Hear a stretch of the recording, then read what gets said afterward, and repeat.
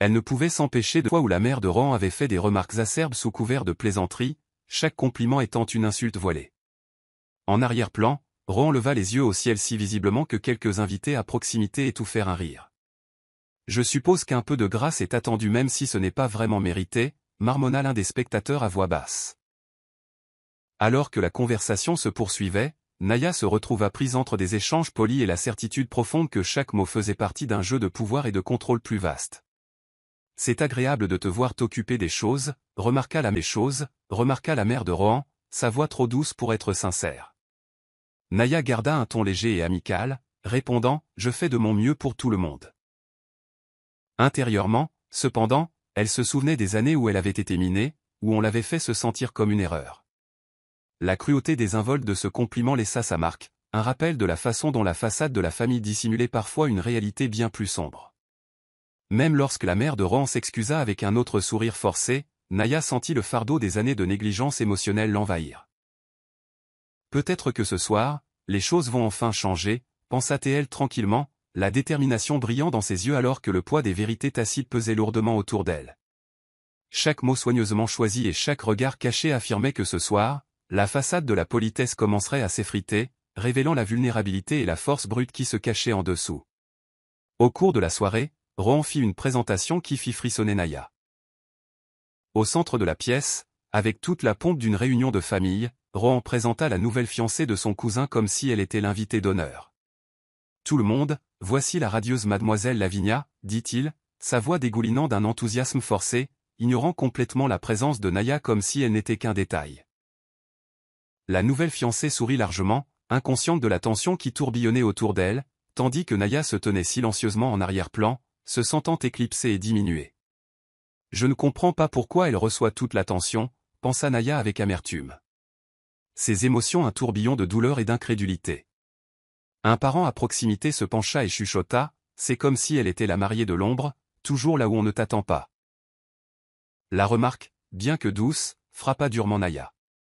Elle avait l'impression d'être invisible, effacée de sa propre vie, tandis qu'une autre femme était exhibée à sa place. Le contraste entre l'excitation entourant Lavinia et le silence glacial qui lui était adressé était douloureusement frappant.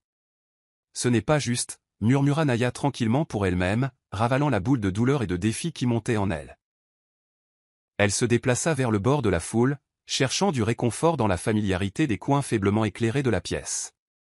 Là, elle trouva une force tranquille dans les souvenirs de son passé, un rappel que sa valeur n'était pas définie par l'approbation de ceux qui l'entouraient. Alors que les conversations bouillonnaient autour d'elle, remplies de rires et de salutations désinvoltes, la voix intérieure de Naya devint plus forte, jurant de ne plus jamais rester en arrière-plan. Ce soir, même si la mariée de l'ombre se prélassait sous les feux de la rampe, Naya décida que son histoire était loin d'être terminée, et qu'elle récupérerait chaque moment qui lui avait été volé depuis bien trop longtemps. Dans un coin isolé du jardin, Rohan accula Naya avec un ricanement qui ne laissait aucune place à l'incompréhension. « Tu ne devrais pas être ici », cracha-t-il, ses mots durs résonnant dans l'air frais de la nuit. « Tu portes malheur, la pire erreur que j'ai jamais faite. Je ne t'ai pas invité parce que je n'ai jamais eu besoin de tes ennuis. » Sa voix s'éleva dans un mélange de colère et de cruauté alors qu'il continuait, « Honnêtement, tu n'es qu'une ombre qui essaie de rôder là où tu n'as pas ta place. » À chaque mot, le jardin devenait plus froid, et Naya sentait la piqûre de la trahison brûler plus fort que l'air d'été. « Tu ne représentes rien pour moi, » ajouta-t-il, une remarque finale et mordante qui coupa plus profondément que n'importe quel coup physique. La fureur dans ses yeux brilla un instant comme un éclair, et pendant un instant, Naya vit à la fois l'homme qui lui avait autrefois promis l'amour et l'étranger amer et plein de ressentiment qu'il était devenu. « C'est tout ce que tu as à dire, » chuchota-t-elle, sa voix tremblant à la fois de chagrin et d'un défi grandissant. À ce moment, le jardin sembla retenir son souffle, comme si même la nature était consternée par ses paroles. Un couple qui passait s'arrêta une brève seconde pour échanger des regards incertains avant de se hâter, ne voulant pas se laisser entraîner dans les retombées de cette tempête privée. Le cœur de Naya battait douloureusement alors que la cadence cruelle des accusations de Rohan résonnait dans ses oreilles. Malgré l'humiliation, une profonde résolution commença à se former en elle, une résolution de récupérer la dignité qui lui avait été si cavalièrement enlevée. « Peut-être que j'ai ma place ici, » pensa-t-elle, se préparant contre le barrage de mots venimeux. À chaque syllabe dure qui tombait de ses lèvres, son esprit ne devenait que plus déterminé à reprendre le contrôle d'une vie qui avait été dictée par la cruauté de quelqu'un d'autre depuis bien trop longtemps. Naya se tenait figée près d'une grande fenêtre alors que la fête tourbillonnait autour d'elle comme un flou, sentant comme si chaque morceau fragile de son cœur était sur le point de se briser. Dans ce bref moment de silence, le poids de la nuit devint insupportable et elle sentit comme si ses propres mains pouvaient trahir sa prise tremblante sur un verre de cristal. « Je n'arrive pas à croire que je sois encore là », pensa-t-elle, son esprit inondé de souvenirs d'années passées à endurer silencieusement l'humiliation et le rejet. À chaque écho de rire et de cliquetis de couverts provenant de la salle à manger, la douleur s'intensifiait, lui rappelant chaque fois qu'elle avait été mise de côté, chaque commentaire négligent qui érodait son estime de soi. Le verre froid pressé contre sa peau, faillit lui glisser des doigts alors que ses émotions s'emballaient, la submergeant de chagrin et de colère. « Je suis si fatigué de cette comédie », se chuchota-t-elle. Sa voix à peine audible, alors même que les larmes menaçaient de déborder. Dans ce moment à couper le souffle, le temps sembla ralentir, chaque seconde s'étirant en éternité, alors qu'elle se souvenait des nuits silencieuses passées éveillées, se demandant quand elle trouverait enfin la force de se défendre. Les visages autour d'elle se brouillèrent en une mer d'indifférence, et pendant un long battement de cœur, tout ce qu'elle pouvait sentir était le poids solitaire et écrasant de sa douleur inexprimée. La quasi-chute de ce verre délicat devint un symbole de sa lutte interne croissante, un héros silencieux du jour où la vérité éclaterait, la libérant de cette prison d'humiliation. Bien que Naya n'ait pas prononcé un mot à voix haute, l'émotion brute gravée sur chaque ligne de son visage et chaque souffle tremblant promettait que le changement était imminent. Ce soir, chaque éclat de confiance brisé et chaque ondulation de chagrin profond prenait de la force, et bientôt, le barrage de silence qu'elle avait maintenu finirait par céder. Dans un éclair soudain, Naya fut ramenée à sa première année de mariage, une époque où les murs de sa nouvelle maison étaient remplis de négligence plutôt que de chaleur. À l'époque, chaque réunion de famille lui donnait l'impression d'être une étrangère, une invitée non désirée dans un endroit où l'on s'attendait à ce qu'elle se fonde dans le décor. Je me souviens des innombrables dîners où ses suggestions étaient balayées d'un revers de main et ses opinions ridiculisées par ceux qui se disaient sa famille. Un soir, alors qu'elle proposait timidement son aide en cuisine, un parent ricana, « Pourquoi voudrais-tu t'impliquer ? Tu ne comprends pas vraiment comment les choses fonctionnent ici », la remarque la piquant profondément. Une autre fois, alors qu'elle tentait de se joindre à une conversation à table, quelqu'un marmonna derrière sa main, « Elle est juste ordinaire. » Rien de spécial ne lui est jamais arrivé. Les échos douloureux de ces mots résonnaient dans les couloirs de sa mémoire, un rappel constant de l'isolement et du rejet qui était devenu sa norme. Chaque offense, chaque commentaire blessant avait érodé sa confiance en elle, laissant des cicatrices qui n'avaient jamais vraiment guéri. Dans cette solitude silencieuse, Naya avait appris à écouter la voix intérieure et calme qui lui disait qu'elle était plus que ce qu'il laissait paraître. « Je mérite mieux », se chuchotait-elle dans l'obscurité de la nuit, bien que l'espoir semblât souvent insaisissable. Alors que ses souvenirs refaisaient surface ce soir, ils se mêlaient à l'humiliation présente, formant une tapisserie de promesses non tenues et de chagrins inexprimés. Pourtant, au milieu de ce douloureux souvenir, une détermination commença à vaciller, une petite flamme stable qui promettait qu'elle ne vivrait plus dans l'ombre des opinions des autres. Les échos de ses premières années lui murmuraient avec urgence qu'il était temps de se battre, de briser le silence qui l'avait confiné si longtemps, et de finalement entrer dans la lumière de sa propre valeur. Alors que Naya s'attardait près du côté de la grande salle à manger, elle ne put s'empêcher d'entendre une conversation qui provoqua des ondes de choc à travers sa douleur soigneusement construite. Un groupe d'invités bien habillés réunis près d'une table louait le sens des affaires et le succès de Rohan. L'un d'eux fit remarquer comment il avait renversé la situation d'un coup de génie, manquant complètement la partie qui avait rendu son succès possible. Je veux dire, qui aurait cru qu'un investissement plutôt malin pourrait sauver une entreprise en difficulté, a déclaré un invité, son ton débordant d'admiration. Il ne savait pas que c'était l'investissement secret de Naya, l'argent qu'elle avait minutieusement économisé et fait fructifier, qui avait sauvé l'entreprise de Rohan de la faillite l'année dernière. La révélation la frappa comme un coup de poing dans le ventre. En des termes simples et quotidiens, elle réalisa que ses contributions silencieuses avaient été une bouée de sauvetage dans un monde où ses efforts étaient systématiquement ignorés. C'est moi qui ai maintenu ce navire à flot, et personne ne prend la peine de dire merci, pensa Naya avec amertume en absorbant les implications. L'ironie ne lui échappa pas. La célébration était censée mettre en valeur l'unité et le succès de la famille, mais voici une vérité si crue, ces sacrifices avaient construit les fondations même de leur vie commune, alors même qu'ils célébraient les réalisations de Rohan sans un second regard pour elle. À chaque compliment pour son génie, Naya sentait les bords de sa colère s'aiguiser, se mêlant à une tristesse qui lui faisait mal au cœur. Elle ne pouvait s'empêcher de se demander combien d'autres vérités se cachaient sous les bavardages polis et les sourires faciles. À ce moment, la vraie liste des invités devint douloureusement claire, il ne s'agissait pas de savoir qui était invité, mais qui détenait le vrai pouvoir, et elle en détenait plus que quiconque ne l'avait jamais réalisé. Se préparant avec une détermination renouvelée, elle décida que cette vérité ne resterait plus cachée et que sa contribution était quelque chose à célébrer, pas à effacer. Au milieu de la soirée, alors que l'énergie de la fête fluctuait, Naya croisa le regard d'un des serveurs. D'un ton feutré, il se pencha en lui remplissant son verre d'eau et dit « Madame ». Les mots, apparemment simples et désinvoltes, résonnèrent profondément en elle. C'était comme si lui seul comprenait la tempête qui faisait rage à l'intérieur d'elle, une reconnaissance silencieuse des années perdues à souffrir en silence et à subir un jugement implacable. « Merci », répondit-elle doucement, la fatigue dans sa voix laissant place à une subtile étincelle de reconnaissance. Le sourire entendu du serveur fut bref mais sincère, un petit acte de gentillesse au milieu des plaisanteries cruelles et des remarques désinvoltes qui tourbillonnaient autour d'elle. Avant que quiconque puisse remarquer leur échange discret, un autre invité de l'autre côté de la pièce intervint. « Qui est-ce qui parle à la fille qui ne devrait même pas être ici ?» Le commentaire, teinté de moquerie, provoqua une onde de choc dans la foule environnante. Naya sentit une lueur de colère et de tristesse se fondre, un mélange d'indignation d'être mise à l'écart et de réconfort face à l'accueil apparemment sincère du serveur. Son simple geste était un doux rappel que tout le monde dans la pièce n'était pas là pour célébrer Rohan ou pour perpétuer la tradition de la faire taire. Pendant un moment, les mots du serveur lui donnèrent de la force, comme si sa reconnaissance était un code secret affirmant qu'elle était bien de retour à sa place. L'atmosphère changea imperceptiblement autour d'eux, une promesse silencieuse qu'au milieu de la politesse superficielle, il y avait encore ceux qui reconnaissaient sa valeur. Avec cette solidarité silencieuse, Naya sentit sa détermination se renforcer davantage, la préparant aux batailles à venir dans la nuit. Chaque mot chuchoté, chaque regard furtif, portait maintenant une signification plus profonde qui renforçait la conviction.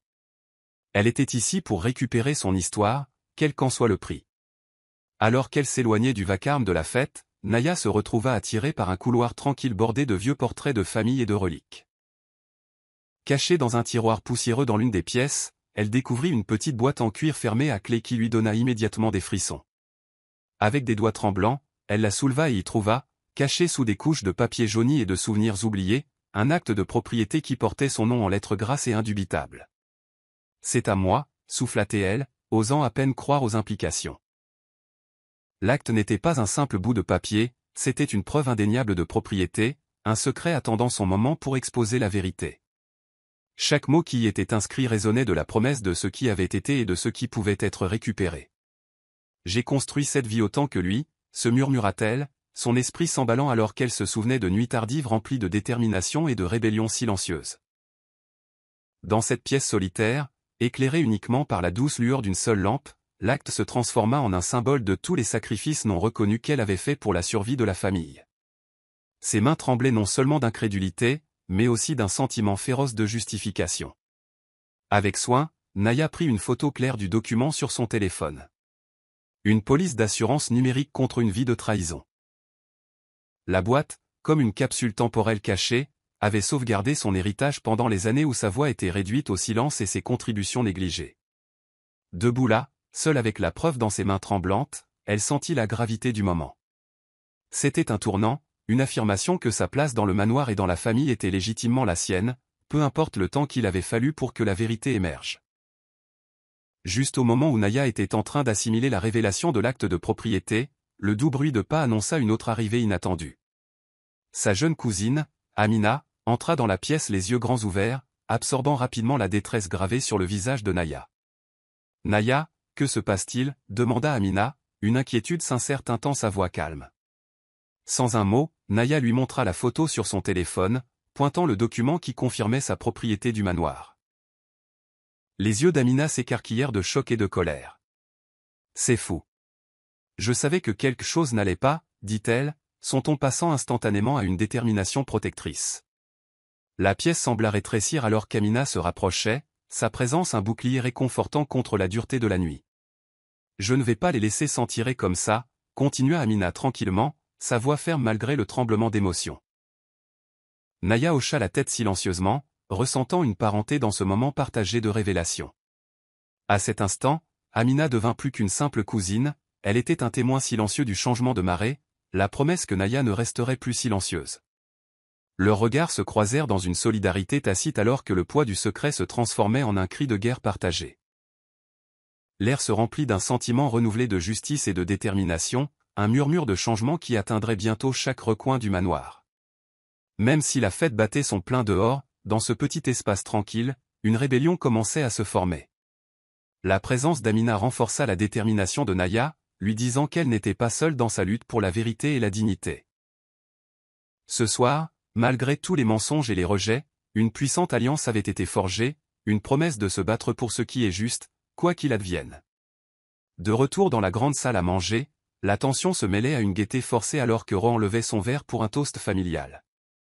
À ceux qui apportent la lumière, pas les ombres, déclara-t-il avec un sourire suffisant, ses paroles accueillies par une salve de rires polis et de tintements de verre nerveux. La déclaration, destinée à le flatter ainsi que son cercle choisi, blessa profondément Naya qui se tenait là, le cœur battant d'une fureur contenue. Autour d'elle, les invités échangeaient des sourires mal à l'aise et des regards furtifs qui masquaient à peine leur désapprobation. « Qu'est-ce que ça veut dire » chuchota un parent éloigné l'à un autre, clairement troublé par l'insulte à peine voilée. Les yeux de Naya se remplirent de larmes alors que les mots la piquaient comme 1000 petites coupures.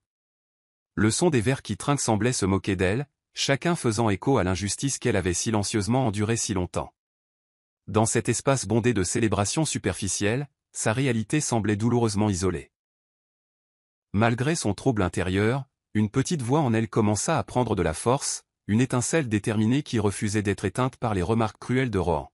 « J'ai porté tes ombres assez longtemps, pensa-t-elle, amère mais résolue. » Alors que le toast se terminait et que les rires reprenaient, le moment persista comme une blessure ouverte dans son esprit.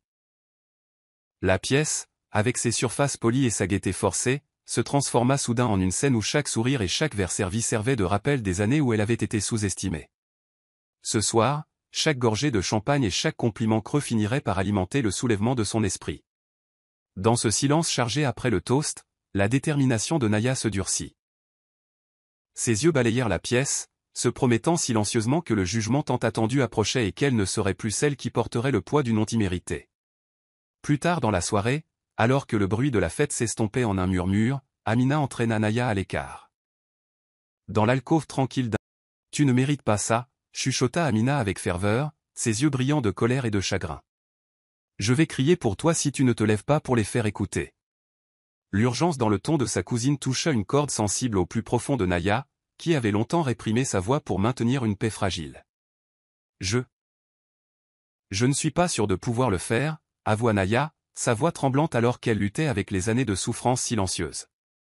La poigne d'Amina sur son bras se resserra doucement mais avec insistance. « Si, tu peux, insista-t-elle. Il est temps qu'ils entendent ce que tu as à dire. Tu mérites d'être entendu et je suis avec toi à chaque étape. » Le soutien de mots aussi discret qu'un vœu fait en secret brisa les couches de doute qui s'étaient accumulées au fil des ans. Dans ce moment feutré, entouré de l'écho doux de rires lointains et de verres qui tintent, une promesse palpable fut scellée entre elles. Le murmure ne portait pas seulement un appel à l'action mais le rappel d'un lien qu'aucune cruauté familiale ne pourrait jamais briser. Alors qu'elles se tenaient épaule contre épaule, le couloir semblait pulser du potentiel de changement, une promesse que ce soir, les petites voix s'élèveraient en un rugissement. Les mots d'Amina donnèrent à Naya à la fois le courage et la conviction que son heure était venue. « Je ne serai plus silencieuse », jura Naya, ses yeux reflétant une détermination féroce qui semblait nouvelle et exaltante. Dans cette conversation privée, loin des regards jugeurs, l'étincelle de la rébellion fut allumée et Naya réalisa qu'ensemble, elle pourrait affronter la tempête à venir, aussi intimidante soit-elle.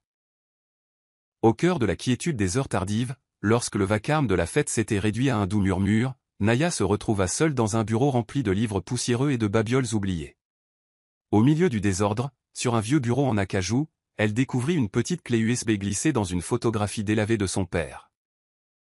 Son pouce accéléra alors qu'elle l'inséra soigneusement dans un ordinateur portable voisin, regardant l'écran s'animer avec un message vidéo de son défunt père, un message qu'elle n'avait jamais vu auparavant. La vidéo était granuleuse, mais chaque mot portait le poids de la vérité et de l'amour. « Naya », commença chaleureusement la voix de son père, « cette maison, ce foyer a toujours été destiné à être le tien. Je n'ai pas laissé que des souvenirs, je t'ai laissé la clé de ton avenir. Son ton était ferme mais réconfortant, lui rappelant l'héritage de résilience qui coulait dans ses veines. La preuve était indéniable. À ce moment, Naya ressentit une vague de puissance mêlée à une douleur douce amère. La clé USB n'était pas seulement une collection de fichiers numériques. C'était un témoignage du fait qu'elle avait toujours été une partie cruciale de l'histoire de cette famille, même si d'autres n'avaient pas réussi à le reconnaître. Alors que le message se déroulait, elle réalisa que son père avait anticipé les difficultés qu'elle rencontrerait, un héritage de force et de défis silencieux qu'il espérait qu'elle poursuivrait. Ceci est pour que tu récupères ce qui t'appartient de droit, conclut la vidéo, laissant derrière elle un silence lourd de promesses et de possibilités. Avec la clé USB comme nouveau talisman, Naya savait que tout était sur le point de changer. Les secrets cachés dans cette vidéo briseraient les mensonges soigneusement construits autour d'elle, et ce soir, armée de preuves et de détermination, elle était prête à entrer dans la lumière d'un avenir qui lui avait toujours été destiné. L'atmosphère dans le manoir changea de manière palpable alors que Naya, encouragée par la preuve de sa propriété légitime, décida qu'il était temps de mettre les choses en mouvement. D'une voix calme et déterminée, elle prit son téléphone et composa le numéro de Samy. L'ami d'enfance de Rohan et l'avocat de confiance de la famille. Lorsque l'appel fut connecté, elle chuchota vivement, « Samy, c'est moi. J'ai l'acte de propriété et une vidéo de mon père. Nous devons parler maintenant. » À l'autre bout du fil, le ton surpris de Samy devint rapidement résolu. « J'arrive, » répondit-il, ses mots vifs et prometteurs d'une action rapide. À ce moment, Naya réalisa que le réseau de mensonges soigneusement construit commençait à s'effilocher. Chaque preuve qu'elle avait découverte, l'acte trouvé dans la boîte et le message sincère de son père, étaient sur le point d'exposer la vérité à tout le monde dans la pièce. Le manoir, autrefois une scène d'humiliation et de trahison tacite, se transformait maintenant en un champ de bataille pour la justice. Alors qu'elle terminait l'appel, Naya se sentit à la fois terrifiée et exaltée. Le doux bourdonnement de la climatisation du manoir et les rires lointains de la salle à manger formaient maintenant la toile de fond d'une révolution personnelle. Sa décision d'impliquer Samy marqua un point de non-retour. La vérité, autrefois cachée dans des tiroirs poussiéreux et des murmures étouffés, était sur le point d'être libérée. Avec une profonde et régulière inspiration, elle serra fermement son téléphone, sentant la gravité du moment peser sur ses épaules. Ce soir n'était pas juste un autre événement familial humiliant, c'était le début de la reconquête de son identité et de sa maison, où chaque secret silencieux était sur le point d'être crié sur les toits. Alors que l'horloge se rapprochait du point culminant de la soirée, le grand dessert, le gâteau magnifiquement décoré, fut amené dans la salle à manger, sa présence imposante au centre de la table. Avec un sourire cruel, Rohan fit une autre remarque acerbe. Les gens qui portent malheur ne peuvent même pas gérer une part de bonheur, ricana-t-il, ses paroles tranchant l'air festif comme un couteau aiguisé. Avant que le commentaire cruel ne puisse complètement pénétrer, Samy s'avança de la foule, sa voix ferme et inflexible. « Ça suffit, » dit-il, la tension s'épaississant immédiatement autour de lui. L'intervention de Samy provoqua une vague de murmures dans la pièce, alors que les invités se tortillaient mal à l'aise sur leur siège, pris au dépourvu par le défi soudain. Nia sentit une vague d'espoir mêlée à une appréhension persistante. Le couteau qui coupait le gâteau symbolisait plus qu'un simple dessert, c'était une métaphore de la dissection imminente d'années de tromperie et de condescendance. Chaque personne dans la pièce sembla soudain retenir son souffle, comme si elle attendait le moment où la vérité percerait la façade soigneusement construite de la soirée. Le dessert, autrefois symbole de célébration, devint maintenant le champ de bataille d'une confrontation émotionnelle, où chaque remarque acerbe, chaque regard dédaigneux serait mis à nu. Avec le gâteau roulant lentement sur la table, la scène prit une qualité étrange, un moment figé avant qu'une tempête de révélations ne renverse l'ordre social. Le regard dans les yeux de Samy dit à Nia que c'était son moment, une reconnaissance silencieuse que les rouages de la justice étaient enfin en mouvement, et que plus rien ne serait jamais comme avant. Au milieu du silence stupéfait qui avait suivi la réplique inattendue de Samy, il s'éclaircit la gorge et prit un dossier qu'il avait discrètement porté toute la soirée. Avec une autorité calme, Samy commença à lire l'acte de propriété à haute voix, sa voix coupant la tension comme un phare de vérité indéniable. « Écoutez bien, » dit-il fermement à la foule rassemblée. Ce document prouve la propriété sans l'ombre d'un doute. Le manoir, tous les meubles, l'essence même de cette maison appartiennent à Nia, pas à Rohan. Ces mots sortirent en une cadence claire et régulière qui ne laissait aucune place au déni ou à la mauvaise interprétation. Chaque syllabe était chargée d'années de révélations réprimées, et tandis qu'il parlait, le choc se propagea parmi les membres de la famille assemblée. Des halètements et des murmures remplirent la pièce, et l'atmosphère auparavant joyeuse se transforma en une atmosphère d'incrédulité anxieuse. « Tu ne possèdes pas ça », répéta Samy avec conviction, son regard balayant des visages qui trahissaient maintenant le choc, le regret et une prise de conscience intimidante de l'injustice qui avait été commise pendant si longtemps. Nia se tenait à côté, son expression un mélange de chagrin et de force nouvelle, alors que le poids de la vérité s'abattait lourdement sur tout le monde. Certains invités se tortillaient mal à l'aise sur leur siège, tandis que d'autres échangeaient des regards de confession silencieuses. Le visage de Rohan, auparavant si plein d'arrogance, se vida de sa couleur alors que la véracité des paroles de Samy s'imposait. À ce moment, l'illusion de contrôle soigneusement construite se brisa, et chaque mensonge et chaque offense furent mis à nu. Le pouvoir qui avait autrefois été exercé si nonchalamment s'estompait rapidement. L'écho de « tu ne possèdes pas ça » résonna dans la salle alors que chaque personne luttait avec l'ampleur de ce qu'elle venait d'entendre, et Nia commença à récupérer non seulement sa maison, mais sa dignité même. Dans le lourd silence qui suivit la révélation dramatique de Samy, tout le poids de la vérité commença à s'abattre sur la salle. L'un des parents plus âgés, encore sous le choc, hasarda un commentaire hésitant. « Elle t'a laissé rester ici, n'est-ce pas ?» se référant à Rohan avec une ironie amère. La remarque resta en suspens, une accusation accablante qui rendait clair que la trahison n'était pas unilatérale. La façade de Rohan, déjà fissurée, semblait maintenant s'effondrer en temps réel. Nia sentit une vague de tristesse et de colère alors que les implications de cette déclaration résonnaient parmi les invités. Il ne s'agissait pas seulement de la propriété de la grande vieille maison, mais des années de compromis tacites, des sacrifices faits en silence, et du soutien discret qu'elle avait offert même quand cela signifiait être considérée comme acquise. « Je ne t'ai jamais rien donné », pensa-t-elle, sa voix intérieure soulevant une tempête d'indignation. D'un ton doux mais résolu, Naya s'autorisa enfin à parler. « Je t'ai peut-être laissé rester, mais je n'ai jamais renoncé à ma valeur, déclara-t-elle. Ces mots résonnant avec une puissance qui surprit tout le monde, y compris elle-même. La salle tomba dans un silence stupéfait alors que sa voix, portant à la fois le chagrin et une force indéniable, résonnait contre les murs du manoir. Ce n'était pas une simple admission de fardeau partagé. C'était une déclaration subtile mais décisive qu'elle était plus que ce que Rohan lui avait jamais permis d'être.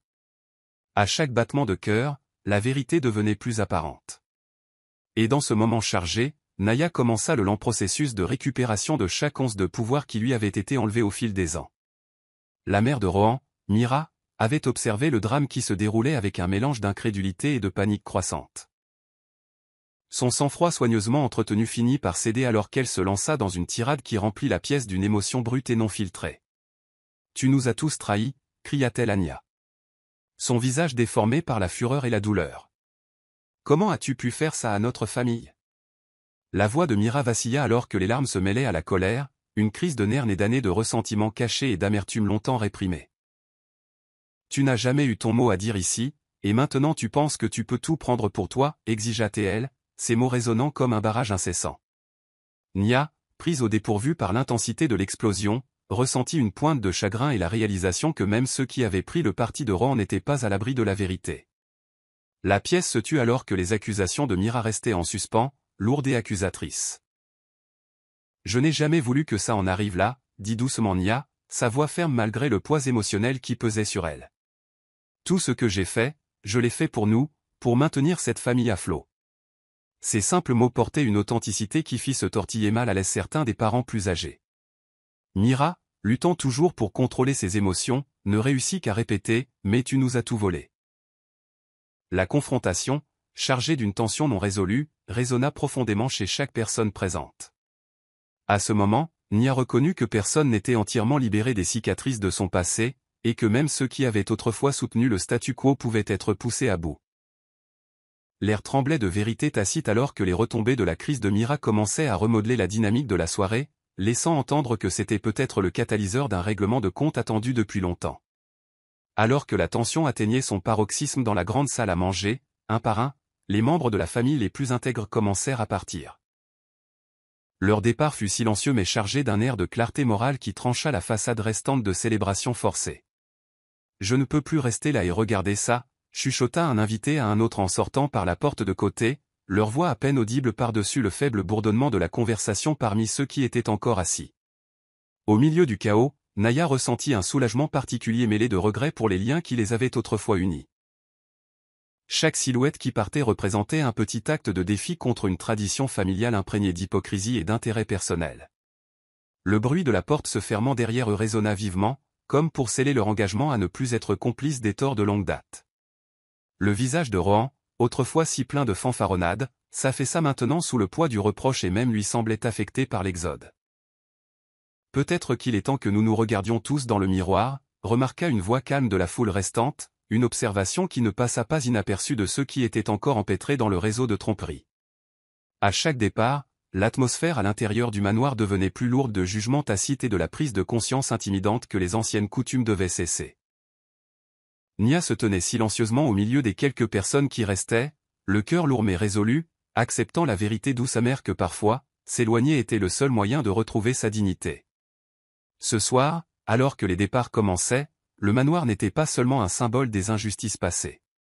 C'était maintenant le champ de bataille où les graines du changement étaient semées et où l'ancien ordre était discrètement mais irréversiblement démantelé. Enfin, le moment arriva où Naya ne put plus retenir le torrent d'émotions qu'elle avait soigneusement gardé enfermé pendant des années. Debout devant une salle peu peuplée, maintenant chargée de tension et de remords, elle se tourna pour faire face à Rohan avec une fermeté qui démentait la tempête qui faisait rage en elle. « Tu es le seul qui n'a jamais eu à mériter quoi que ce soit, » déclara-t-elle, sa voix ferme et tremblante sous la force de ses sentiments refoulés. « Tout, ta fierté, ton succès, a été bâti sur les sacrifices que j'ai faits pendant que tu te complaisais dans ton propre égoïsme. » Les mots jaillirent d'un coup, bruts et non scénarisés, entraînant un lourd silence dans leur sillage. Les yeux de Rohan s'écarquillèrent d'une incrédulité stupéfaite alors que le poids accumulé des années de négligence et d'abus s'abattait en ce seul moment de vérité. Un murmure de choc traversa la pièce alors que les spectateurs se déplaçaient mal à l'aise, leur sourire précédemment étudié laissant place à des expressions de culpabilité et de regret. « Comment as-tu pu laisser les choses en arriver là » chuchota quelqu'un, bien que la question soit maintenant autant un cri d'accusation qu'une reconnaissance de ce qui avait été tu depuis si longtemps. La puissance de la voix de Naya résonna profondément, transformant des années de souffrance silencieuse en une déclaration inébranlable d'estime de soi. Dans ce moment chargé, la façade de l'unité familiale se brisa complètement, laissant derrière elle la prise de conscience brutale que le vrai succès n'avait jamais été mesuré par des accolades creuses, mais par le courage de se défendre. Chaque personne dans la pièce, qu'elle ait participé sciemment ou passivement, sentit le choc de cette déclaration résonner dans le silence, une vérité qui ne pouvait et ne serait plus ignorée. Dans les derniers moments de cette soirée fatidique, alors que les échos des accusations et des révélations persistaient encore dans chaque recoin du manoir, Naya s'avança pour porter le coup de grâce. D'une main ferme et avec des yeux qui brillaient d'une résolution tranquille, elle sortit une liasse de papiers de divorce et fit face à Rohan, juste devant sa mère incrédule et la foule clairsemée de membres de la famille. « Tu es libre maintenant, de ma soi-disant malchance et de la cage de tes mensonges, » dit-elle doucement, chaque mot chargé de la fin douce amère d'années remplies de cruauté et de négligence. Le poids de cet adieu était palpable alors que l'expression de Rohan passait du défi à une vulnérabilité brute et exposée. Alors que la finalité du moment s'imposait, même ceux qui avaient maintenu la façade de la famille, sachant maintenant trop clairement le coût de leur silence, regardaient avec un mélange de soulagement et de regret. « Ce n'est pas seulement à propos de moi, » continua Naya, son ton s'adoucissant légèrement, mais de récupérer tout ce qui nous a été volé. L'air sembla s'épaissir d'un sentiment de clôture et d'anticipation, comme si le manoir lui-même retenait son souffle pour ce qui allait suivre. Avec un dernier regard inébranlable sur Rohan, elle s'éloigna de lui, chaque pas une déclaration de liberté, chaque foulée une rupture avec les liens d'un passé qui avait longtemps été défini par la trahison. La pièce, remplie d'excuses à mi-voix et d'aveux tacites, fut le témoin de la fin d'une époque et du début d'un nouveau chapitre où Naya ne permettrait plus à la cruauté de quiconque de définir sa vie. Dans le calme qui suivit la tempête de révélations et de relations rompues, Naya retourna dans le manoir avec un nouveau sentiment d'elle-même, une démarche confiante remplaçant l'hésitation tremblante des années passées. Pieds nus sur les sols de marbre frais qui avaient autrefois été témoins de tant de chagrin, elle sentit, à chaque pas, l'héritage d'une vie vécue dans l'ombre de quelqu'un d'autre se dissiper dans la douce obscurité de la pièce. Les lumières autrefois resplendissantes s'atténuèrent doucement derrière elle, leur éclat étant maintenant un hommage silencieux à la fois à la douleur endurée et au pouvoir reconquis.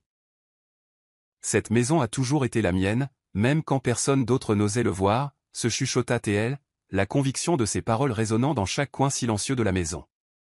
Les rires et les remarques acerbes qui avaient hanté ces couloirs pendant si longtemps étaient maintenant remplacés par un silence solennel et respectueux. Chaque trace de négligence et de tromperie était emportée par le flot constant de la vérité qu'elle portait. Avec une profonde inspiration, elle embrassa le présent, la promesse d'indépendance, de justice, et l'avenir qui l'attendait au-delà des murs de ce manoir. Ce soir, alors que le dernier invité partait et que le bâtiment s'installait dans un silence paisible, Naya réalisa que le manoir n'était pas seulement un